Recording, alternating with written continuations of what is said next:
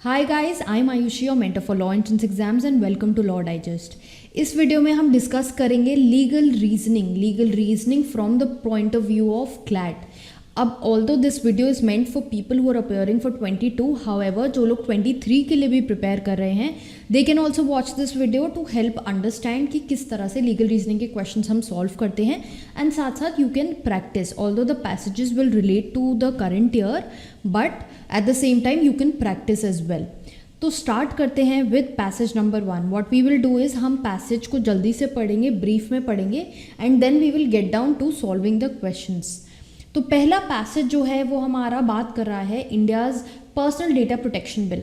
आपको जैसे ही एग्जाम में पैसेज दिखता है अपने सामने, यू हैव टू आइडेंटिफाई कि ये किस टॉपिक से है। उससे क्या होगा, जब आप टॉपिक आइडेंटिफाई कर लेंगे तो आपने अगर उस टॉपिक के बारे में पढ़ा है so you will be able to get all of that information together.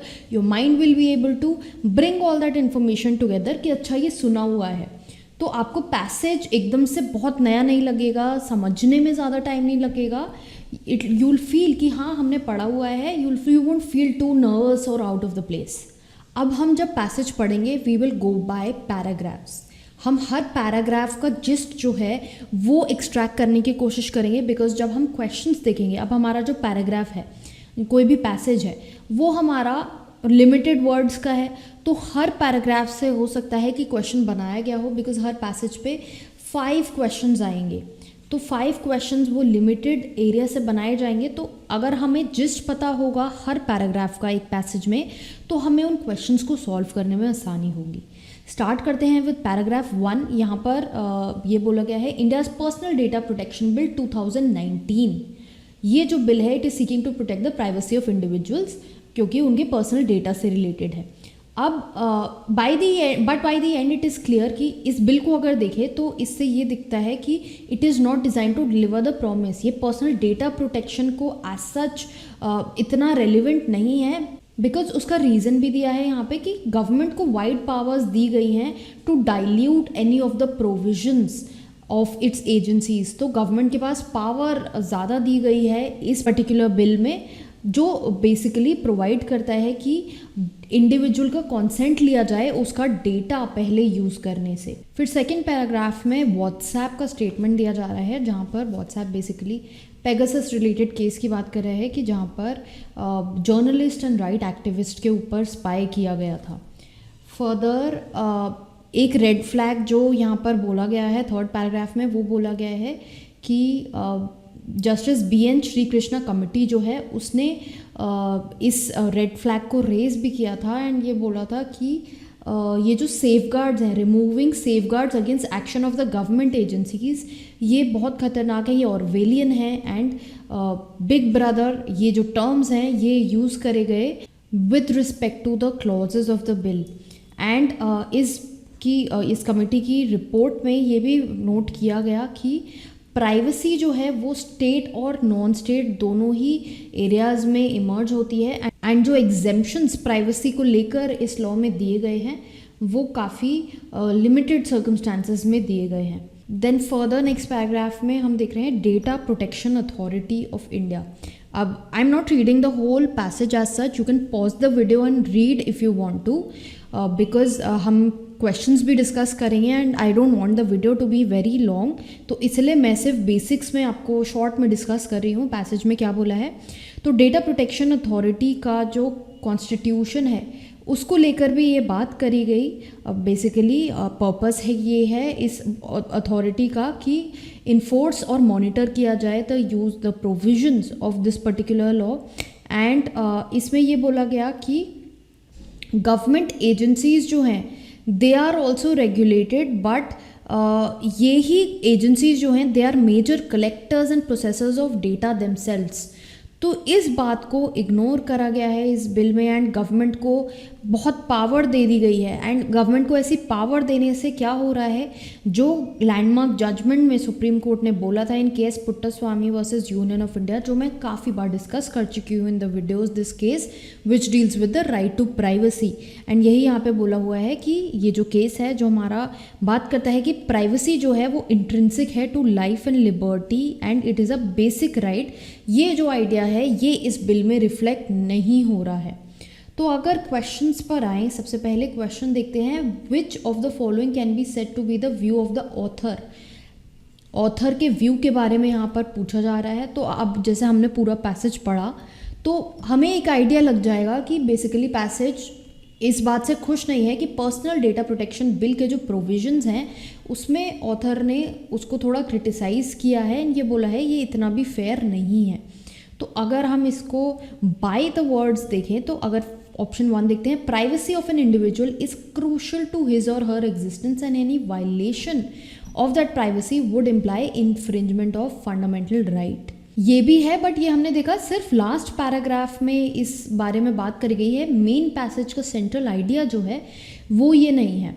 The bill provides extensive powers to the government and therefore the bill does not make sense to reflect the idea of privacy in the bill. This is also what is reflected, but और options देख लेते हैं। Now यहाँ पर CLAT में क्या होगा कि बहुत सारे ऑप्शंस हैं एंड हो सकता है कि कोई ऑप्शन एक आपने पढ़ा तो आपको लगे वो ही आंसर है, but don't go by that blindly. Wait for the next options, wait to check the next options and then you decide. Then the concept of privacy has not been provided adequate attention by the legislature lately, and there's a need to bring about stringent laws and their protection. So concept of privacy यहाँ पर deal करा गया है and ये बोला गया है कि इस लेजिस्लेशन में कॉन्सेप्ट ऑफ प्राइवेसी को अच्छे से नहीं क्लियर किया हुआ, इसके प्रोविजंस को अच्छे से नहीं डील किया गया एंड स्ट्रिंजेंट लॉ हमें लाने की ज़रूरत है टू एड्रेस दिस इशू. तो हमने देखा बाकी सारे ऑप्शंस जो हैं ये प्राइवेसी के रिलेशन में ही बात कर रहे हैं, but option C is also saying कि स्ट्रिंजेंट लॉज की ज़रूरत है. ऑप्शन सी जो है वो करेक्ट आंसर है, बिकॉज अगर हम ऊपर ये वाला पैसेज देखें या ये वाला पैराग्राफ देखें जहाँ पर BN कृष्णा कमेटी की बात हो रही है, तो यहाँ पर लास्ट पैराग्राफ में कमेटी ने ये बोला है कि गवर्नमेंट जो है it should bring a law जो इंटेलिजेंस गैदरिंग एक्टिविटीज़ को ओवरसी ना करे, उनका भी ध्यान रखे. So that is why we chose option C. Then next is why does the author believe that personal data protection bill does not deliver its designated promise. अब ये जो बिल है वी नो क्रिटिसाइज किया जा रहा है इस bill को, and why is that happening? Because it can not effectively monitor and protect the privacy of the user. It gives extensive power to the government agencies to weaken the provisions so provided as the provisions of the bill are not complete and veritable and have several lacunas. ये as such नहीं बोला गया है because the bill is very difficult to implement in the real world scenario. ये भी नहीं बोला गया है. So 1 and 2 में अगर देखें हम, A and B में अगर देखें तो हमने ये देखा है कि यहाँ पर जो बात ज़्यादा सही बैठ रही है वो ये है कि गवर्नमेंट एजेंसीज जो हैं they've been given a lot of power and which will weaken the provisions so provided. and हम इसको कैसे वाउच कर सकते हैं? we can vouch it with the paragraph here where it is speaking that it is not designed to deliver on what was promised by the bill, and the reason given for it is in the next line only, जहाँ पर ये बोला गया है it disappointingly gives wide powers to the government. So जब आप options देख रहे हैं आपको अपने लॉजिक से कुछ और भी लग सकता है, जैसे ऑब्वियसली मॉनिटर प्राइवेसी के बारे में यहाँ पर बोला गया है, but at the same time आपको पैसेज को लेकर चलना है. You have to keep in mind कि पैसेज क्या बोल रहा है, तो हमें आंसर थ्रू द पैसेज ही डिराइव करना है and not merely common sense. Then next question 3 जो है वो बोल रहा है as per the given passage the committee headed by justice BN Shri Krishna was called to. तो कमिटी का यहाँ पर काम क्या था? कमिटी का काम था to discharge right to privacy from the provisions of the bill. So हमने ऊपर देखा जब हमने BN कृष्णा कमेटी की बात करी थी कि कमेटी ने क्लियरली बोला है कि गवर्नमेंट एजेंसीज जो हैं they also play state and non state factors जहाँ पर बोले गए थे, ये दोनों रोल प्ले करते हैं एंड गवर्नमेंट एजेंसीज को इतनी पावर नहीं दी जानी चाहिए. It is a threat to privacy of an individual. Therefore option B यहाँ पर करेक्ट आंसर है. देन मूविंग फॉरवर्ड क्वेश्चन 4 बोल रहा है according to the author the major flaw in constitution of the authority. जो हमने लास्ट पैराग्राफ में बात करी थी, मेजर फ्लॉ क्या है इन कॉन्स्टिट्यूशन ऑफ दिस अथॉरिटी. यहाँ पर हमने ऊपर भी देखा कि these members are elected by the government nominees and क्योंकि गवर्नमेंट ही अगर अथॉरिटी नॉमिनेट करेगी इस बिल के अंडर, एग्जीक्यूटिव ही खुद नॉमिनी अपॉइंट करेगा, तो जो केसेस गवर्नमेंट के अगेंस्ट जाएंगे फॉर वायलेशन ऑफ प्रोटेक्शन, तो उस केसेस में जो प्रोविजंस है बिल के वो ठीक से इन्फोर्स नहीं हो पाएंगे. Therefore option A is the correct answer here. Then ये जो ऑप्शंस हैं ये इरेलीवेंट हैं, ये नहीं अप्लाई हो रहे हैं यहाँ पे एंड इनके बारे में बात भी नहीं करी गई है. Therefore I am not discussing them. Then question number 5, what does the author want to imply by talking about the Puttaswamy judgment. अब पुट्टास्वामी जजमेंट का जो यहाँ पर रेफरेंस लिया गया है इस पैसेज में, वहाँ पर क्लियरली ये बोला गया है कि प्राइवेसी जो है वो हमारा पेक्यूलर इनहेरेंट फंडामेंटल राइट है and it is inextricable from the individual's protection under article 21. Because हमने देखा है लास्ट पैसेज में बोला गया है कि हमारी लाइफ और लिबर्टी का पार्ट है एंड बाकी जो ऑप्शंस हैं वो नहीं अप्लाई हो रहे हैं, इसलिए option number C is the correct answer है. Moving forward to passage 2. कुछ पैसेजेस में यहाँ पर आपके साथ प्रैक्टिस कर रही हूँ ऑनलाइन. इसके अलावा भी अगर आप पैसेजेस प्रैक्टिस करना चाहते हैं तो हमारी वेबसाइट www.lawdigest.in पे क्लैट का कोर्स अवेलेबल है, जहाँ पर आपको current affairs and legal reasoning दोनों के रिलेशन में बहुत सारा मटेरियल मिल जाएगा. पैसेजेस मिलेंगे for practice and also theory concepts will also be there for understanding the whole concept. Then passage 2 बात कर रहा है हमारा information technology guidelines for intermediaries and digital media ethics code 2021. ये जो सोशल मीडिया इंटरमीडियरी गाइडलाइंस अभी आई थी, इनके बारे में मैंने एक यूट्यूब वीडियो में भी कवर किया था. I keep covering all these things up on my YouTube channel. जो भी लीगल रिलेटेड इंपॉर्टेंट चीज़ें आती हैं तो उन वीडियोज़ को ज़रूर देखिए, उन वीडियोज़ को देखना ना भूलें. उसके लिए आपको सब्सक्राइब करना होगा, बेल आइकॉन दबाना होगा एंड ऑल्सो इंस्टाग्राम पे भी I keep posting about what all important legal events happen, उनके बारे में भी मैं वहाँ पर पोस्ट करती रहती हूँ. तो वहाँ पर भी फॉलो करते रहें so that you are aware कि लीगली क्या हो रहा है साथ साथ. अब ये जो गाइडलाइंस आई थी, these were to bring social media and digital news organisations under a regulatory framework. Significant social media intermediaries जो हैं, जैसे प्लेटफॉर्म्स हैं ट्विटर, फेसबुक, इंस्टाग्राम, इनको अपॉइंट करना होगा एक CCO, एक grievance redressal officer and nodal contact person 24/7. तो ये 3 tier मैकेनिज्म इस तरह से हुआ. देन इनको अपना पीरियोडिक कंप्लायंस भी पब्लिश करना पड़ेगा. फर्दर सोशल मीडिया प्लेटफॉर्म्स को they will be tracking the original sender of the message. अगर गवर्नमेंट या कोर्ट उनसे पूछती है तो उनको ये इन्फॉर्मेशन उनको देनी पड़ेगी कि ओरिजिनली मैसेज कहाँ से आया. अब ये जो रूल है ये again breach of user privacy से डील करता है, बिकॉज अगर गवर्नमेंट को वो डेटा दिया जा रहा है कि ये डेटा आया कहाँ से है तो इंडिविजुअल की प्राइवेसी इफेक्ट हो रही है. देन यहाँ पे ये भी बोला गया है, इन गाइडलाइंस के थ्रू ये भी बोला गया है कि अगर कोई ऐसी पोस्ट आती है जहाँ पर न्यूडिटी या morphed photos are depicted, then they have to be taken down within the next 24 hours of receiving the complaint. Further अगर कोई user a person wants to voluntarily verify their account, then they should be given an appropriate mechanism to do so. सबके accounts verified होनी चाहिए. Then final paragraph में ये बोला गया है कि कंटेंट रिमूव करने से पहले यूज़र को इन्फॉर्मेशन दी जाएगी कि उनका कंटेंट क्यों रिमूव करा जा रहा है. Basically it is an explanation that is being given, ताकि उनको ये ना लगे कि अनरीजनेबली उनका डेटा जो है वो हटाया जा रहा है, so that in order to avoid any dispute later. And उस यूज़र को अपॉर्चुनिटी दी जानी चाहिए for raising a dispute for the action जो इंटरमीडियरी ने लिया है. अब अगर क्वेश्चंस देखें, क्वेश्चन नंबर 1 बात कर रहा है यहाँ पर, which of the following can be regarded as the view of the author in the backdrop. So basically ऐसे क्वेश्चंस आते हैं कि ऑथर का इस पैसेज में क्या व्यू है, क्या व्यू पॉइंट है, सेंट्रल थीम क्या है. ये चीज़ें आपको इंग्लिश में भी मिलेंगी of the CLAT paper, English के क्वेश्चंस में भी मिलेगी एंड ऑल्सो लॉजिकल रीजनिंग में भी आपको ये पॉइंट्स के बारे में ऐसे क्वेश्चंस मिलेंगे. सो सेंट्रल आइडिया क्या है यहाँ पर? It reflects the idea of accountability and liability on the part of social media intermediaries with respect to their content.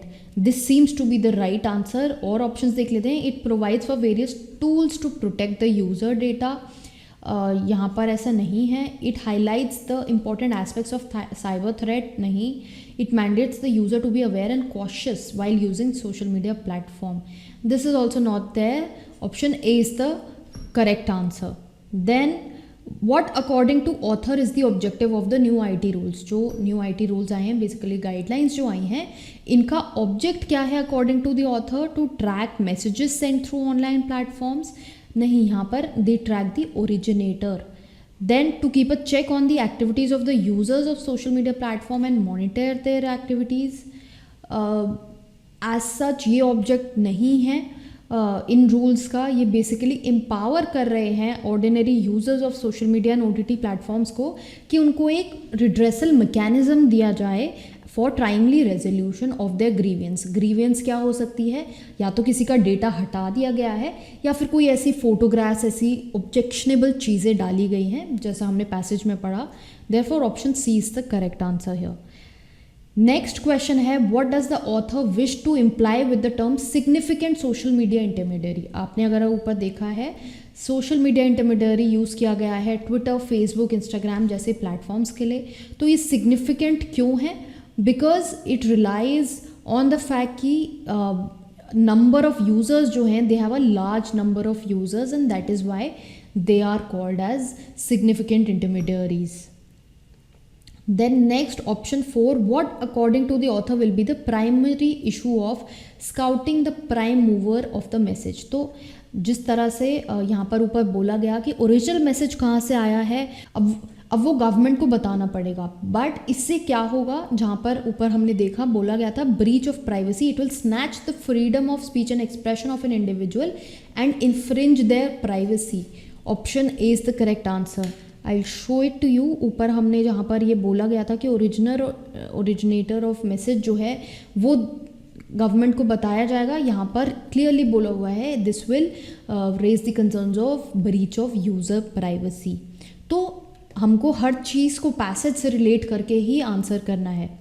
Then next है, why do you think the author is concern with providing prior information and explanation. अगर किसी user का content हटाया जा रहा है तो उसकी इंफॉर्मेशन इंटीमेशन क्यों दी जा रही है?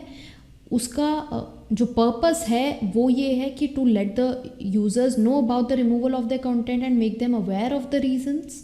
Okay, that is there, but let's see further. So that the user knows the reasons for the content removal is justified and is in adherence to the said rule and is not violating their liberty of free online expression to provide them with adequate hearing opportunity. So option B जो है वो ज़्यादा wholesome है, उसमें सारी चीज़ें collectively cover हो रही हैं जो ऊपर ऑथर कहना चाह रहा है. एंड बाकी ऑप्शन यहाँ अप्लाई नहीं होते हैं. So with this we come to the end of this video. 2 passages हमने डिस्कस करे. एज आई सेड, बहुत सारे पैसेजेस आएंगे यूट्यूब पे भी. I will try and do some passages every month. I will try to practise some questions with you. इसके अलावा जैसा कि मैंने पहले भी बोला कि मॉड्यूल में ऑलरेडी 100+ पैसेजेस आपको अवेलेबल रहेंगे for legal reasoning and current affairs के भी आपको 360 पैसेजेस मिलेंगे. So there will be 30 passages per month that will be given to you for current affairs. So you can practise a lot from there. This exam is all about practice. अगर आपको इस video से help मिली हो, फ़ायदा हुआ हो, then do hit the like button and also subscribe करें इस चैनल को for more such videos. Bell icon दबाएँ for immediate notifications and Instagram पर हमको ज़रूर फॉलो करें फॉर मोर लीगल कॉन्टेंट.